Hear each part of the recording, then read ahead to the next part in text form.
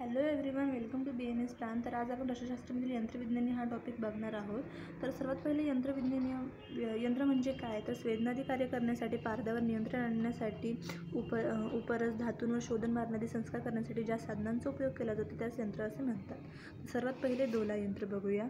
तर हे बघा, एक मूतपात्र घेऊन त्याच्या मुखाशी छिद्र पाडून त्यातून लाकडी शलाका घालावी आणि ज्या द्रव्याचे आपल्याला स्वेदन करायचे आहे ते द्रव्य एका सुती वस्त्रामध्ये बांधून त्याची पोटली तयार करावी आणि ती पोटली त्या लाकडी शलाकेला टांगावी. ती पोटली 16 पट बुडेल असा द्राव घ्यावा. तो द्राव आपण गोमूत्र, क्वाथ, स्वरस, गोदुग्ध असं घेऊ शकतो आणि खालून अग्नी द्यावा. तो अग्नी मंद अग्नी असला पाहिजे. तर हीच प्रक्रिया एक प्रहर म्हणजे 3 तास 3 दिवसांपर्यंत करावी. तर डोला यंत्राचा उपयोग काय, तर स्वेदन, नियमन, दीपन इत्यादी विषारी द्रव्याचे शोधण्यासाठी. विषारी द्रव्य कुठले, तर हरताल, सोमल, वत्सनाभ, धतुरबीज इत्यादी शोधण्यासाठी, स्वेदन, नियमन, दीपन इत्यादी कार्यासाठी डोला यंत्राचा उपयोग केला जातो. तर आता दुसरा यंत्र बघूया, डमरू यंत्र. तर डमरू यंत्रामध्ये दोन एक सारख्या आकाराची मूतपात्रे घेऊन एकमेकाच्या परस्पर ठेवून मुखाशी ठेवून त्याला संधिलेप करून घ्यावा आणि अग्निसंस्कार सुरू झाल्यावर म्हणजे वरच्या पात्राच्या बुडावर ओले वस्त्र ठेवावे, जेणेकरून खालच्या पात्रातील ऊर्ध्वपतित झालेल्या द्रव्याचा वाफा वरील पात्राच्या आतील बाजूस येऊन थंड होतील व विशुद्ध स्वरूपातील द्रव्य तिथे चिटकेल. तर याला डमरू यंत्र म्हणतात. तर डमरू यंत्राचा उपयोग काय, तर पारदभस्म, हिंगुलोथ, नवसागराच्या संपवनशील पदार्थाच्या शोधण्यासाठी डमरू यंत्राचा उपयोग केला जातो. तर दुसरे यंत्र आहे स्थाली यंत्र. हे बघा, इथे डायग्राम दिलेली आहे. तर एक मूतपात्र घ्यावे व त्याच्या मुखाशी द्रव्य टाकावे, खालून मंद अग्नी द्यावा, वरतून शरावा ठेवावी आणि शरावा ठेवून तिथे संधिबंध करून मात कापडाने संधिबंध करून टाकावा. या रचनेला स्थाली यंत्र असे म्हणतात. तर याचा उपयोग कशासाठी, तर धातूंचे मल, विषगुण निवारणासाठी, हरतालादी द्रव्याच्या सत्वपातनासाठी स्थाली यंत्राचा उपयोग केला जातो. दुसरी आहे, आता चौथी आहे पलिका यंत्र. तर पलिका यंत्र म्हणजे उभा दांडा गोलाकार पात्रास पलिका यंत्र असे म्हणतात.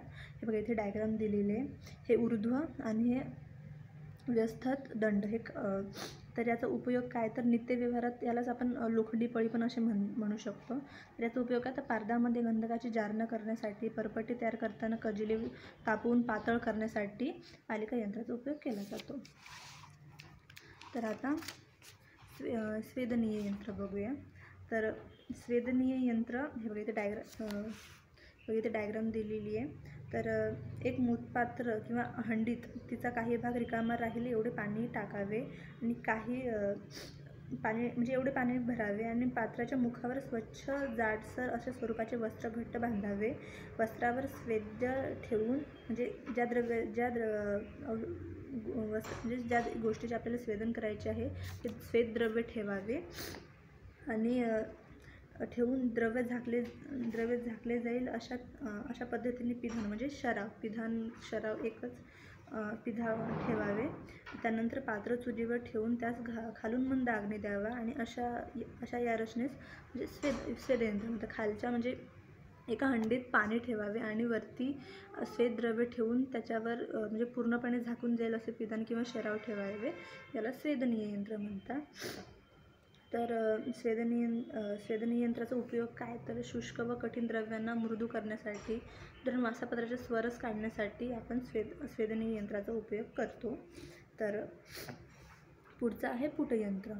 पुटयंत्र हे इथे डायग्राम दिलेली आहे. तर 2 समान आकाराचे मातीचे शराव घेऊन त्यात आतून चुन्याचा लेप लावून लेप सुकल्यावर द्रव्याचे मारण करायचे असेल ते द्रव्य एका शरावात ठेवावे व त्या दुसऱ्याच्या शरावाचे मुख ठेवून संधीस मात कापड करावे. हे बघा, वरती एक शराव आणि खाली एक शराव, त्याला संधिबंध करून टाकायचा. तर त्याचा उपयोग काय, तर द्रव्याचे भस्म तयार करण्यासाठी, म्हणजे उदाहरण शंखभस्म, कर्पदिक भस्म, अभ्रक भस्म, ताम्रभस्म, नागभस्म हे सर्व भस्म तयार करण्यासाठी पुटयंत्राचा उपयोग केला जातो. आता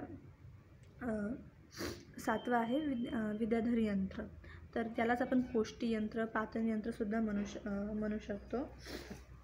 तर विद्याधर यंत्र कसा, तर हे बघा इथे डायग्राम दिलेली आहे.